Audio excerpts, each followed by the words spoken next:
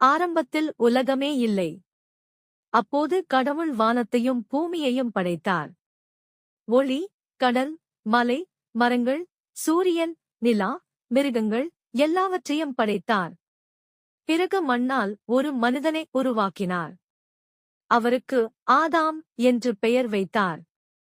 கடவுள் அவரை அழகான கார்டன் ஆஃப் எடன் என்ற தோட்டத்தில் வைத்தார்.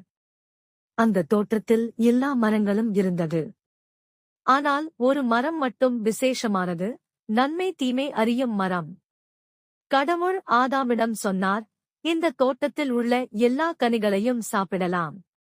ஆனால் இந்த ஒரு மரத்தின் கனியை மட்டும் சாப்பிடக்கூடாது. ஆதாம் தனியாக இருந்ததால் கடவுள் அவருக்கு துணையாக ஒரு பெண்ணை உருவாக்கினார். ஆதாமின் எலும்பிலிருந்து உருவாக்கப்பட்ட அந்த பெண்ணுக்கு ஏவாள் என்று பெயர் வைத்தார். இருவரும் சந்தோஷமாக வாழ்ந்தார்கள். மிருகங்களோடு பேசினார்கள். பயம் இல்லாமல் இருந்தார்கள். ஒருநாள் ஒரு பாம்பு ஏவாளிடம் வந்தது. அது சொன்னது, இந்த கனியை சாப்பிட்டால் நீங்கள் கடவுளைப் போல ஆகிவிடுவீர்கள். ஏவாள் அந்த கனியை எடுத்துச் சாப்பிட்டாள். பிறகு ஆதாமுக்கும் கொடுத்தாள். ஆதாமும் சாப்பிட்டார். அந்த நிமிஷம் அவர்கள் தவறு செய்ததை உணர்ந்தார்கள். கடவுளின் கட்டளையை மீறிவிட்டார்கள். பிறகு கடவுள் வந்தார்.